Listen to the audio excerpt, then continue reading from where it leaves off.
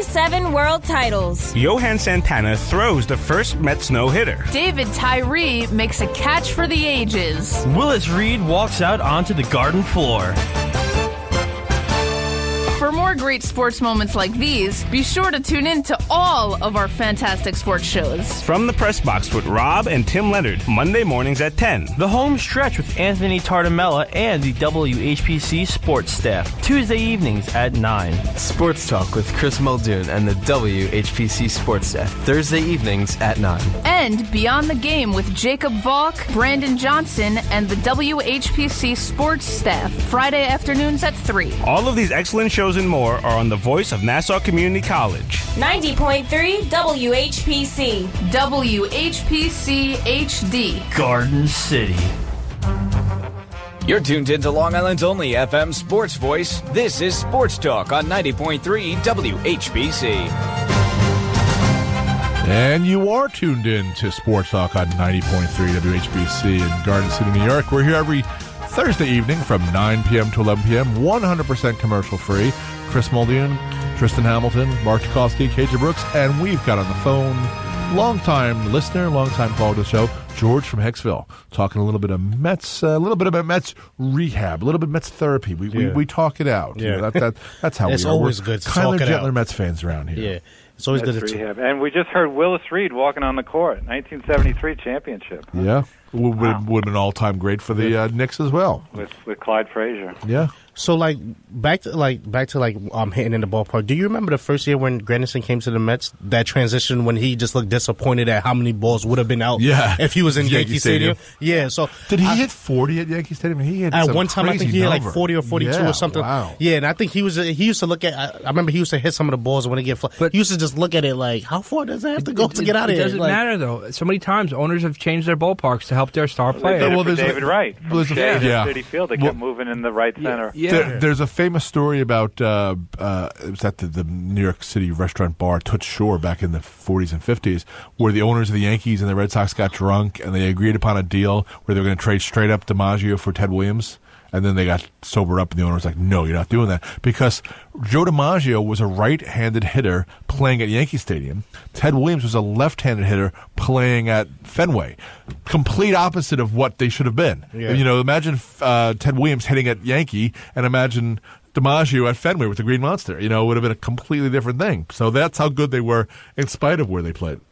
So, but I remember during the 2000 World Series Yankees Mets, the last hit where Piazza gets up and he drills it, and the look on Jeter's face, because Jeter's expecting to be at Yankee Stadium, he's like, that's out. It was a fly out to center field to end the series. Yeah, World Series over. The Yankees won. Okay. No, because we saw also for the Yankees side, you've seen how in the past, remember their bullpens used to be in the little alleyways, right, between the stands. They moved them on the field and put the fence in front of there. So I hate, and I can't believe they don't have a rule about this. I'm so tired of the yellow line to where they don't know if it's a home run because it bounces back on the field. Like Jay Bruce got to third base last night before they said home run. Right. It's like, let's have a definitive, put some space behind the fence or something. There's a gap so the ball goes over and lands so it's a home run. No, don't make it so it's close. That's just stupid. Yeah. And then after what happened with Jeffrey Mayer, they still haven't changed that. You could still reach over at Yankee Stadium and get the ball, and it's funny because replay would have overturned the home run back in the day if they had replay. And you think about the Mets, you think about the Yankees dynasty creation, and the Jeffrey Mayer thing was was 96, the very start of it. That would have changed everything if they had replay. Well, the changing of the guard really happened in '95. That Mariners when he was series. called out at home, the Mariners sliding home. Yeah, that actually saved the Mariners though. Yeah. Otherwise. And who was the was that Buck Showalter? 95 was, because that's what Buck Showalter became legendary for, that he's the manager of the 95 team. They let him go. They just didn't, his contract was over. They didn't sign him. And then the Yankees win in 96. Same thing with the Diamondbacks. He's the manager in 2000. He's the manager for all of the Diamondback years when they start, even before the year before they were in the league. And then he leaves after 2000, and 2001, Bob Brenly wins the World Series with the Diamondbacks. So the thing was, hey, if you want to win the World Series, hire and fire Buck Showalter. So the Orioles should fire him now so they can win next year. So he's been with the team since '96, their manager? Who is? Buck? He went to the Orioles, right? No, Buck's with the Orioles He now. went to the Rangers too after that. Yeah, didn't he? Buck was let go by the Diamondbacks after 2000. Oh, okay. And Brennan came in. All right. Yeah. So. Okay. And Craig Counsell was on that team. Do you remember in the 70s? There was, or the stories of it anyway. The Yankees played for 2 years in Shea Stadium. Oh, sure. That's where Bobby. They were doing renovation. Bobby Mercer's career. Right. He could not hit a home run at Shea Stadium. It was dying on the warning track, and he couldn't hit it out. He was looking at the bat, said this stadium is cursed. And then they traded him for Bobby Bonds, right? Barry Bonds' father. Yeah. Straight up, Mercer for Bonds. You think about how they used Shea. The Jets were playing there. The Mets were playing there. The Yankees were playing there. Were the Giants playing there, too, when they were building Giant Stadium? Yeah. So, I mean, these think about the way Shea was used. And it was a dump. That's terrible. Wow. The Yankees played there. And fun fact, Yankees played one game there in 98. Yeah, they that did. Beam collapsed. The stuff came, the cement fell or whatever it was. Last thing I knew, most stadiums don't have a ceiling over the field. I think it was against the Angels. I think they played the Angels at... and they used American League rules. At Shea, yeah. So, I love Shea. But is it fair to say, though, that now, since the 2015 World Series, that Citi Field is now home for the Mets? Oh, yeah, absolutely. Well, yeah, it's been long enough, yeah. They're also talking, we're talking about stadiums and being built and everything. Baseball has, the vast majority of baseball stadiums have been built since the mid-'90s, so they're fine for Earth. I was reading an article for seismic activity. But the vast majority of football stadiums are quite old, and they have not been brought up to code for the 90s. Well, and because I just read a really good article about this, and they were talking about when in certain places where, like, I think the Seahawks Mariners, the fans went crazy in various stadiums, that they've registered like 3 on the Richter scale from like crowds going wild at a stadium. So imagine that kind of stuff to register that kind of seismic activity. That these stadiums were built, many of them pre, earthquake proof required buildings. Unless you're the only team in town for a football team, I find it very hard for a football stadium to be passed. In the sense that how many times 8 home games plus 10 home games. Yep. That's plus, right. What else? You already have a baseball stadium. You have an arena. U2 concerts, yeah. But I mean, football was. Well, let's just think about the teams.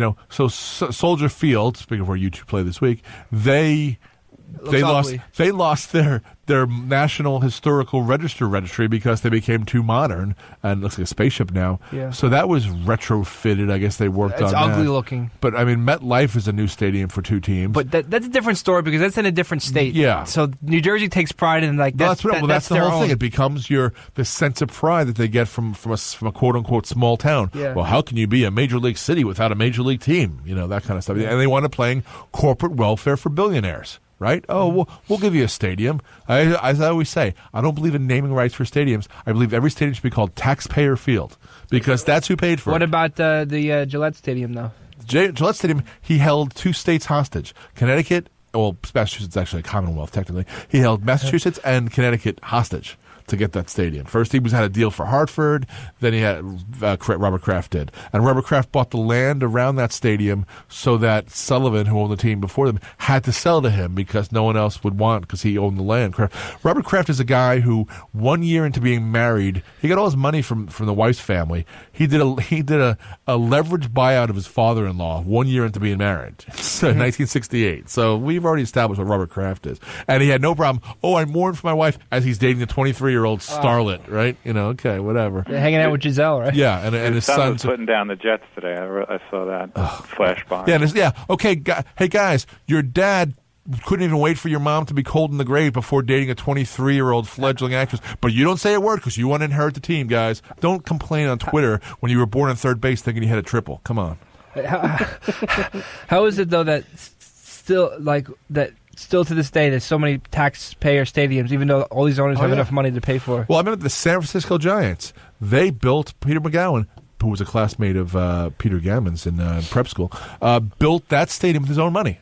That is, there's still a debt service on it that he has to pay off. City of San Francisco didn't pay for that stadium. He built that with his own stadium. And technically, the Mets are the operating lease of the stadium, right? So But did the city allow them to charge everyday price? Because if it's publicly owned space, right? Why are they charging exorbitant prices? They have a wedding or bar mitzvah. Right. Did you hear what the Wilpons did yesterday? They lost in court. There was a 5-1 vote. They went to because they wanted to be able to.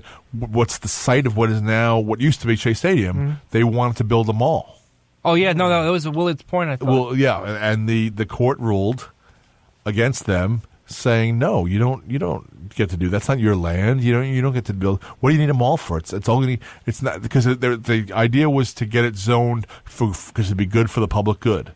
And they're like, what part of the public good would be building a mall? And malls are not even profitable anymore anyway. Right. So one of the lawyers for the Mets for the Wilpons said this. Well, if the team is losing, you leave early and go spend your money at the mall. That was a lawyer with that argument, And I understand. You know what? I can see that because you kind of would. You'd say, "Well, I'm here now. Might as well. I'm already here. Might as well do it." And nobody lives it just over sounds there. really stupid. In the direct area where the Mets play, nobody lives there. Right. So chop shops. Chop shops. Yeah. Most people stay for the fireworks afterwards, or the concerts afterwards, or the Sunday you run the bases with the kids, or. If I'm not mistaken, too, they do get some college stuff over there too. I remember when Al Davis was looking to move the Raiders, which I guess is every year, even when he's dead. But he was a Brooklyn guy, and they offered him to come back to Queens and bring the Raiders there, and they got up to this is 1984ish. So we're talking they got up to like $28 million offering him to come just pocket. But none of the chop shops over there would sell. They were offering $30 million to the chop shops. Wait, Al Davis didn't move the team? No, because they couldn't get the land. They wanted to build a stadium where the chop shops are because the chop shops there were a lot of bodies buried by guys back then, and probably still today. The five families? And they so they got up to like $30 million offering, $40 million. Those chop shops wouldn't leave. They would all the junkyards wouldn't leave. They wouldn't take the money. No, we're good here. We're good here. Yeah, we're good here. Yeah. We won't indict Don't look ourselves. at the trunk. When did the changing of the guard though happen? You'd say between the Italians and the mob, the Russians, and whoever was running it to like the immigrants that it is today.